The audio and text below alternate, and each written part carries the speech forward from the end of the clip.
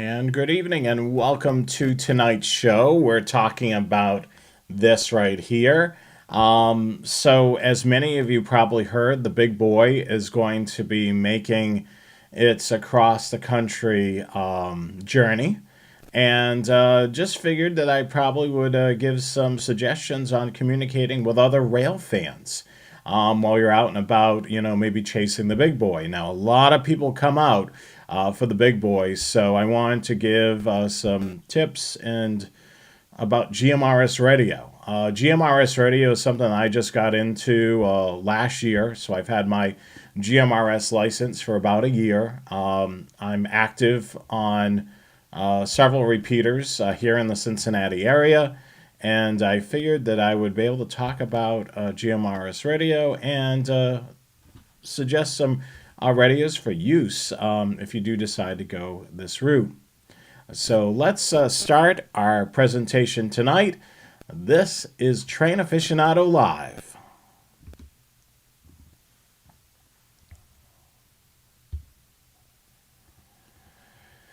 So what is GMRS radio? So the basics, GMRS radio stands for General Mobile Radio Service. It's a professional grade alternative to standard walkie-talkies, as some people call it.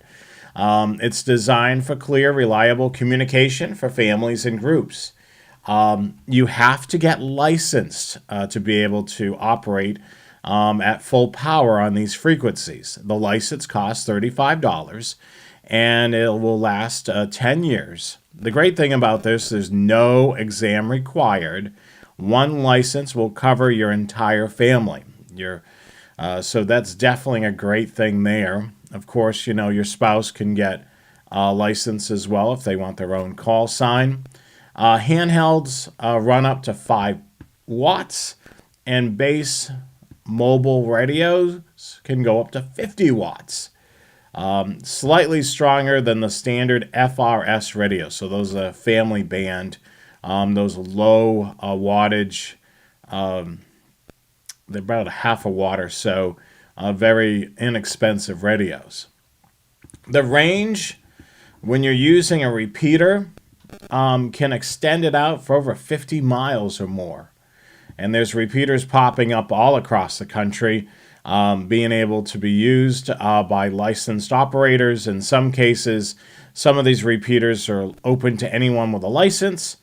And then there are others that you'll be able to submit a request for use. And for submitting a request for use or finding these repeaters, a website to definitely keep in mind is mygmrs.com, which there is a link down in the description of this video. You can use, of course, additional antennas that come with the unit. So you could change out the rubber duck antenna that's on the handheld.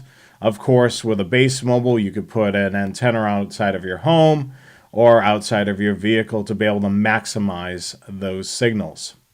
GMRS uses the same 22 channels as FRS radio.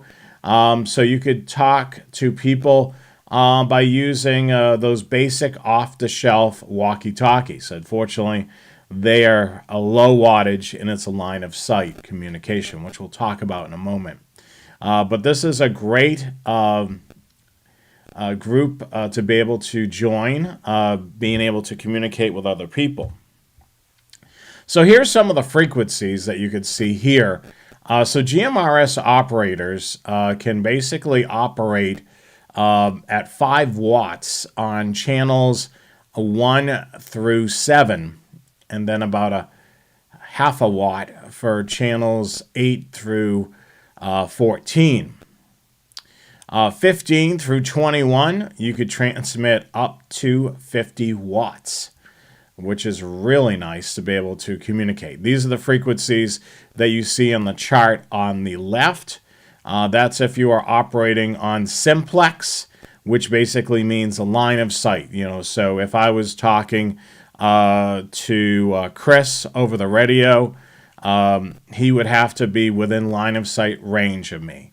So maybe, if we both had 5 watt radios, the maybe about 5 miles or so or less, depending on terrain, and all types of other elements there. What's in between him, what's in between me. It could be anywhere from a couple of miles to about 5 miles, all dependent upon. Of course, if we're transmitting on base mobiles and we both have 50 watts, that will extend our range considerably. So it all depends on terrain as well. So you can see there the frequency there, which is one frequency you program in. And then for the repeaters, channels 15 through 21 can be used for repeaters. You can see a transmit frequency, the TX, and you can see the receive channel, which is in the first column there. So if you were monitoring GMRS communications on a scanner, you would definitely listen to the RX channel, the receive channel. And then, of course, to hit that repeater, you would then use the transmit channel, which then would communicate up to the repeater and then be heard on the receive channel. So the word repeater basically means it repeats the audio on the transmit frequency. And as you can see there for those repeaters, max power is about 50 watts. I've seen repeaters having a pretty decent footprint, up to 50 to 60 miles, depending on the location of the repeater, how high it is. But they've really got a great footprint. Here's a little bit more about line of sight, or what we call here simplex versus repeater. So simplex is the box that you see there on the left. So user A and user B are within line of sight with each other, maybe about a mile, 2 miles or so from each other, maybe using handheld radios. There's not a lot of obstructions in their view. If there is, of course, that's going to cut down on reception. For instance, maybe we were using 5-watt radios and we are on boats that are 5 miles away. There's nothing in the way of us. We may be able to get about 5 miles on those 5-watt radios, or maybe more, maybe less. Or if we're in a city, and maybe a mile or so or less, depending on, what's in the way. Are there a lot of buildings? Is it in a park? Are you in a valley? A lot of things will affect that. So basically, simplex is communicating to each other without the assistance of a repeater. So using a repeater, as you saw on the previous slide there, we have a RX and a TX channel. So basically, the RX is a receive channel, the TX is the transmit. So let's look at this chart on the right side, excuse me. So we could see that user number 1 is transmitting on the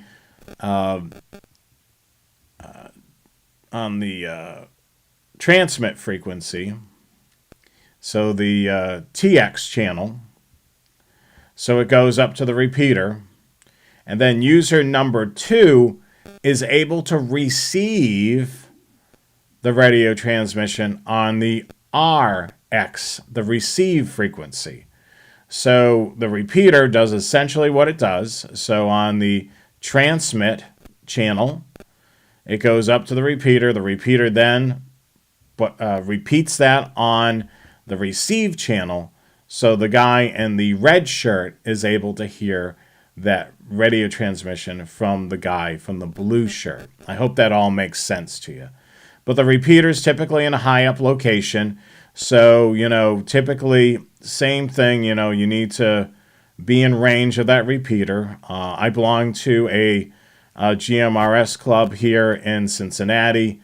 In most cases, I'm able to use my 5-watt portable to hit that repeater. Of course, if I'm on the fringe of the system, it may not cut it. I may need to use a base mobile, which may have 20 to 50 watts, and be able to increase the range and the footprint of that repeater. So getting your GMRS license, you have to do that from the federal government. So the first thing you need to do is register a username and get an FRN number. So this is almost like For two-way radio communication, this is almost like your social security number for the two-way radio license. Then you would log into the FCC Universal License System, and then you would apply for a new license once you have this FRN license. You would choose the ZA license, which is for the General Mobile Radio Communication, which is GMRS. You'll fill out the application, clarify your information, pay your license, and then wait for your license to be issued. The license is issued via email, so you'd receive an email from the federal government with an attachment to download that printed license. Once you have that, you can print it and you're ready to go with your call sign. The license is, once again, you don't need to take a test. You do have to follow the rules and regulations of using your radio, especially if you're on a repeater that's part of a club or an organization. You have to follow their rules and regulations. Typically, what you would do is identify yourself with your call sign, and then if you were calling another unit on the radio, you would then say your call sign and then say to their call sign, and then they would reply back with their call sign, and then you could start communicating back and forth. About every 15 minutes, you want to make sure that you re-identify your call signs for you and the other person. And it's pretty simple and straightforward there. You're just basically communicating over the radio, no inappropriate language.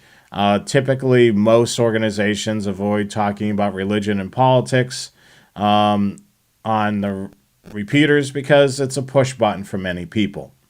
Not the time or the place to be able to communicate about that. But all of the things, such as, if you're out railfanning, at one particular location and the other person is at another location, and maybe you're looking for a heritage unit, you can give each other heads up. Hey, the Virginian hasn't came through here in Hamilton. I will let you know. Maybe the other person is in Glendale, or maybe they're down by the Cincinnati Union Terminal. If they're from the Cincinnati area, they would be able to use a repeater and be able to communicate with one another. The other thing that they may be doing is maybe they're leapfrogging, chasing. So you have one rail fan at one location, you have another rail fan at another.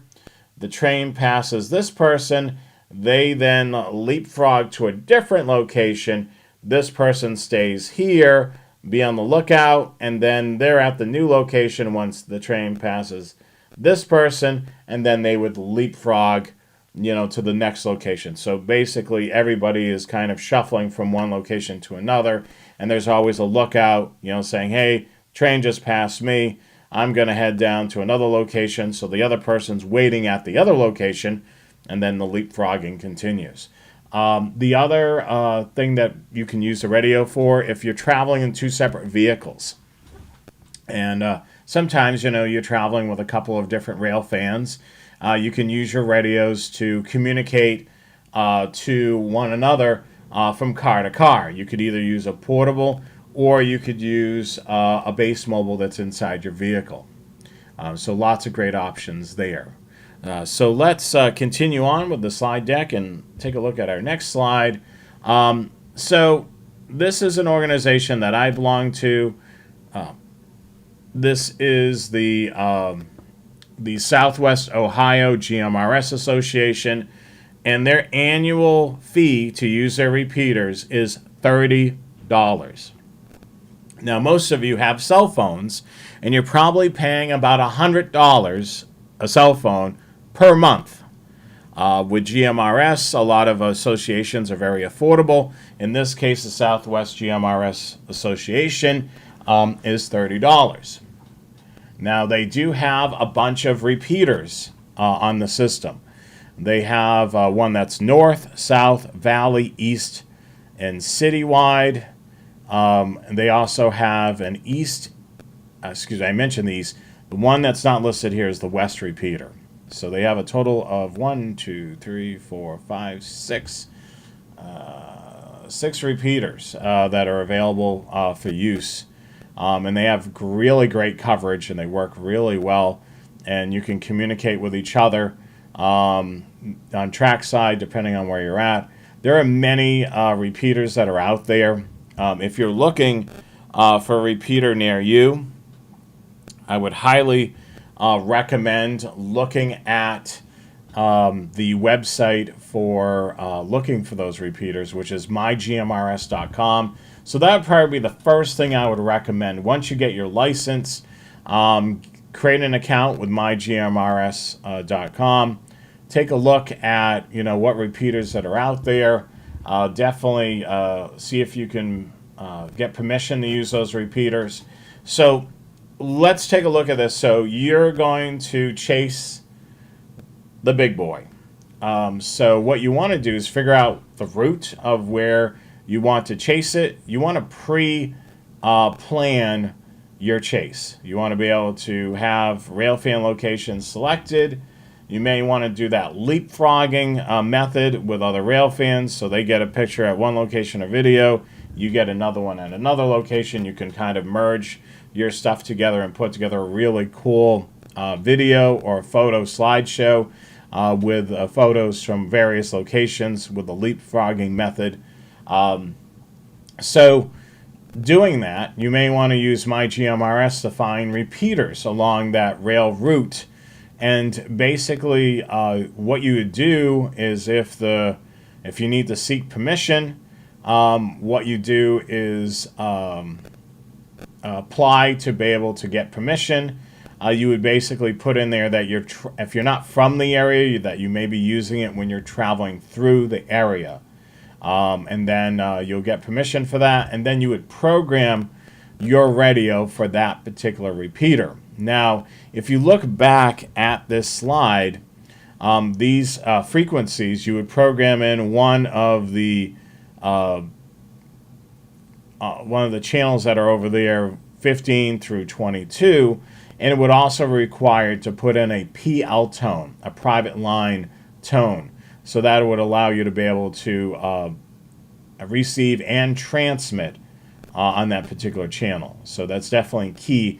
For the transmit, you want to make sure you have the proper PL tone in there, so you're able to hit the repeater, and the repeater will recognize your radio transmission. If you don't have that PL tone when transmitting up to the repeater, it will not repeat your radio transmission. So let's get into one other slide here before we dive into the radios. I forgot about this slide, but here is the Southwest Ohio GMRS Association's repeater map. So you can see they've got great coverage. They got a repeater up in the north.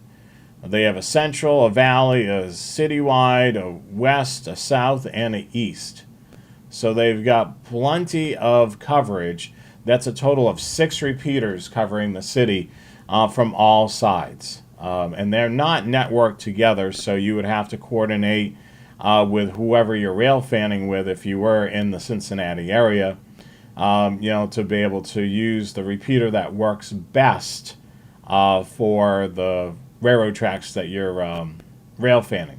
So let's say, for example, if you were in Hamilton railfanning, the north repeater would be the best. You probably would be able to almost use that repeater almost up to Dayton, especially if you're using a base mobile in the car that has wattage anywhere from 20 to 50 watts, would likely be able to help you with your range there. If you were in downtown Cincinnati, maybe the citywide repeater for being able to work there. And then if you were really towards the upper end of northern Kentucky, that south repeater would probably play well in the downtown area, and of course in the northern Kentucky area as well. So just to give you an example of an area that's kind of saturated with repeaters, you have a lot of great options there. So my first handheld radio was this one here, the A1G. This is one of my favorite GMRS handheld radios. It works really well. I actually have two of them. I have one in black and one in this green public safety color. It's a dual monitor, so I'm able to monitor two channels. It has the ability to program up to 220 channels in there.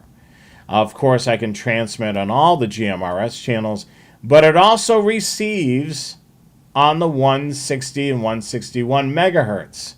So when I'm using this, I'll usually have one of the monitor channels is the GMRS channel that I'm on, and then the other channel is typically a railroad channel. Now remember, I mentioned can only receive on the railroad channels. So there's no concern about transmitting on the GMRS, on the railroad channels by accident.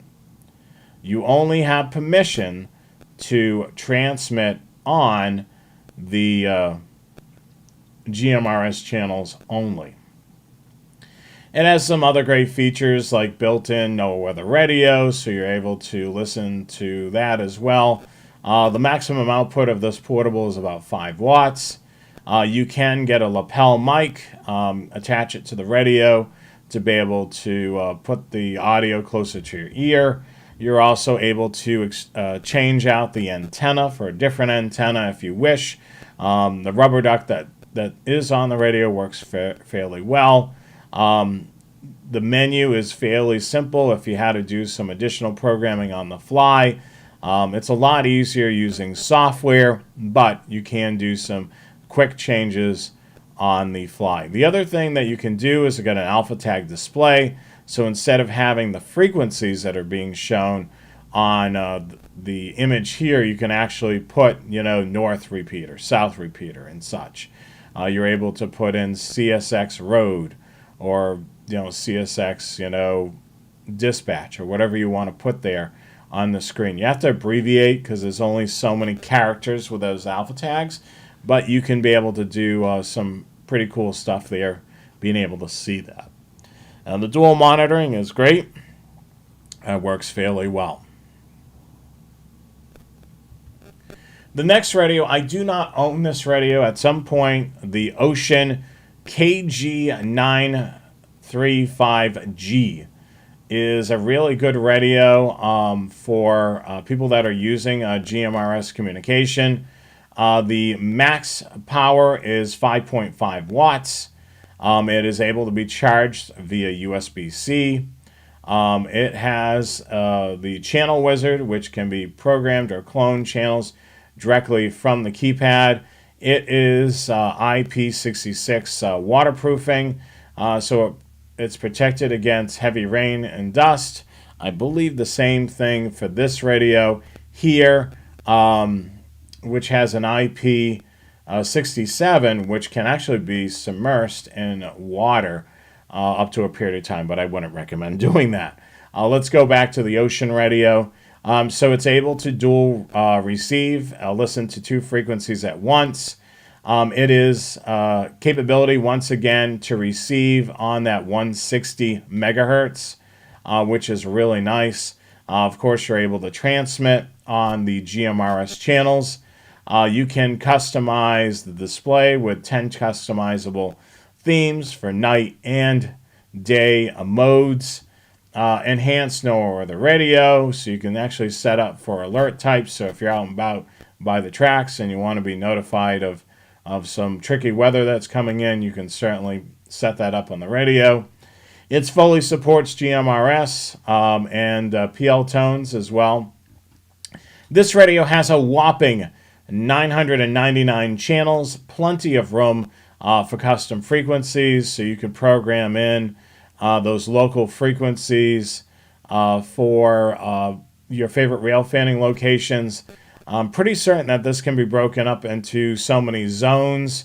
So you could do one for Altoona, you could do one for here in Cincinnati, maybe do one for Boston, or wherever that you like to railfan. You can create up these scan lists in the radio, and then of course, program in scan list for the GMRS channels that are local to you or within that area. So not only are you able to use the two-way radio for communicating, you're also able to monitor the railroad frequencies here. So a little bit more about the HAG1 GMRS radio. Just to give you what pricing looks like, this is about 150, excuse me, strike that. It's about $51.99 the last time I looked it up on Amazon. Great extras, of course, is a spare battery and a speaker mic. As for this radio here, it's a little over $100. Works really well. I've heard a lot of great things. I do not own this radio as of yet. This radio here, this Ocean radio, the KG-XS20G Plus GMRS radio. It's a base mobile. This one here, I do own this one. It's able to do 20 watts of power.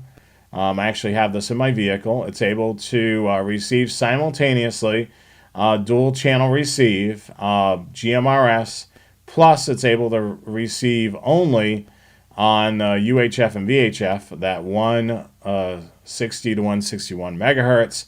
Sensitivity on this radio is unbelievable. Not only is it great on the GMRS channels, it is phenomenal on the railroad channels. So it receives really well. So typically with this radio, usually with the top monitoring, I'm monitoring a GMRS repeater. And then on the second line, I'm monitoring some railroad channels. As you can see there, you're able to program a custom alpha tag on the screen. You can see that they have on the first channel GMRS 22, and then on the second line they have repeater GMRS repeater 22 there, which is really fantastic to be able to see what channel.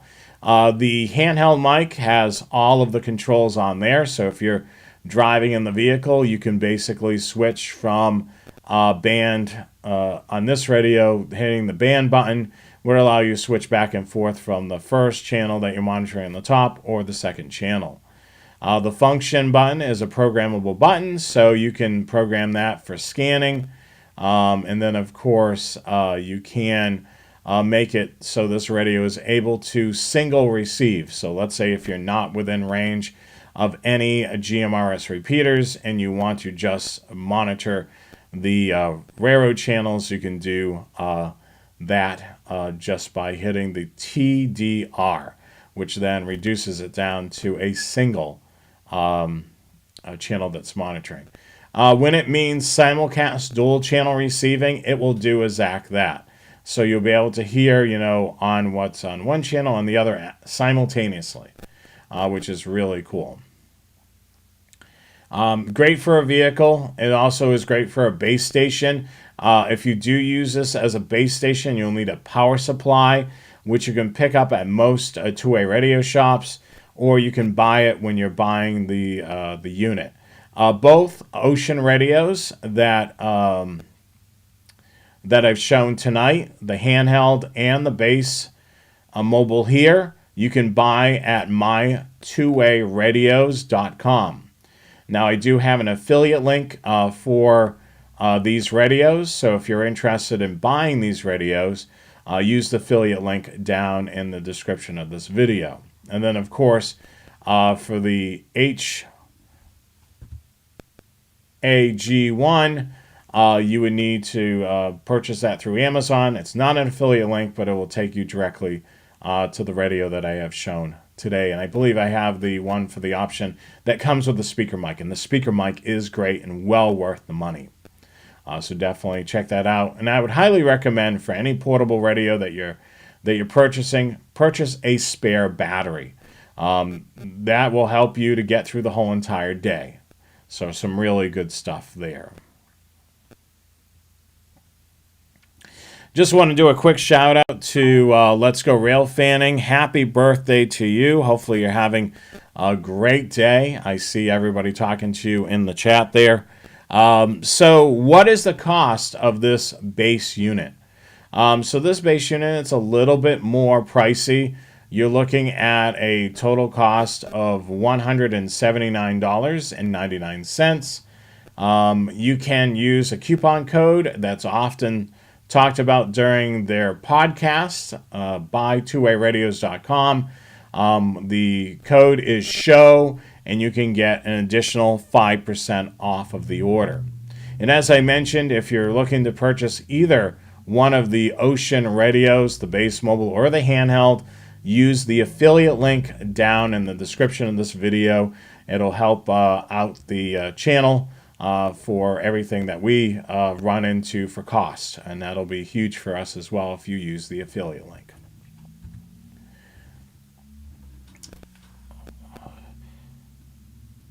Does anybody have any questions? I know I covered a lot within the last 30 minutes. Hopefully that kind of answered some questions for you.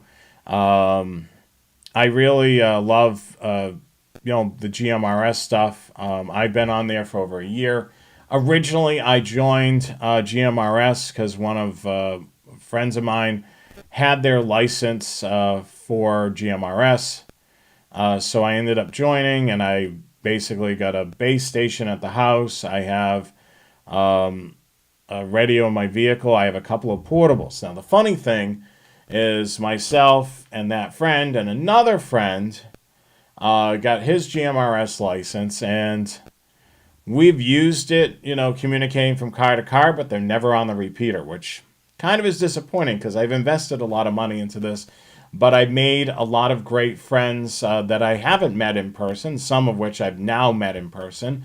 On the radio, oftentimes I'll go on there, identify myself, and then, have a conversation over the radio. It's kind of the old school social media back in the day where you can actually communicate with people over two-way radio versus, through text or social media. Kind of reach out and touch somebody, talk about, radios, or I've talked about oftentimes the shows that I do on here, whether it be Train Aficionado or the Scanner Guys, some of which have actually seen the show, which is kind of cool. But yeah, I mean, it's certainly a really fun community to be able to talk to people on two-way radios. The thing with the Southwest Ohio GMRS Association, all of their repeaters are actually on commercial sites. So they actually have, the great thing about it is they actually have power backup at those sites. So if a storm goes through or any issues like that, when the power goes down, those repeaters remain on. And of course, a lot of times if there is, a storm or incident of that nature, we can assist just as well as people that have their ham license as well. This is great, for people that are looking to dip their toe into two-way radio communications by getting their GMRS license. As you saw, the equipment, it varies in price. I have a 50-watt base station. That radio is also an Ocean radio, which I bought at my twowayradios.com. Let me make sure I have that right. Yep, by twowayradios.com. And it is an Ocean radio that's 50 watts, and that cost me about almost $300 or a little over $300. So that radio works really well. It's 50 watts. It's one of my favorite radios of these Ocean radios, which work really great. I mean, other people that are on the system have Motorola or other radios of that nature, but a Motorola can be a bit pricey. So these Ocean radios work really well. So does anybody have any questions about this topic? I know this is kind of unusual to be talking about on a train show, but I found that these radios are great for communicating with other rail fans, especially if you got other rail fans on the system. You're able to coordinate, with each other, especially if you're at one section of the track and they're somewhere else. You can basically be on the lookout for various trains. Hey, I just had an intermodal pass me. So that should be there about 10 minutes from you. Has anything coming north? And then the other person could be answering, yeah, I just saw a grain train coming up and it has a heritage unit on it. It is currently on track 1. And then, the two of you can kind of coordinate with each other over the radio. And then, of course, you can also do those chases, where you're leapfrogging from one location to another. Remember, the repeater is going to give you the most range. If you're traveling in separate vehicles, it's great for communicating with each other over the radio. And of course, you can change, hey, originally we talked about going here, but I think I'm going to go to this other rail fanning location because the light is better. And then you guys can decide over the radio, yeah, let's do that. And it's quick and easy. It's simple, be able to grab the radio, communicate, versus fumbling with your phone, trying to find their contact, and then dialing them up. And certainly when you're driving, you don't want to be texting. So if you like tonight's program, make sure you support the channel by using the affiliate links that I talked about tonight. You can also purchase swag from our store, trainaficionado.com, t-shirt like this, or a hat.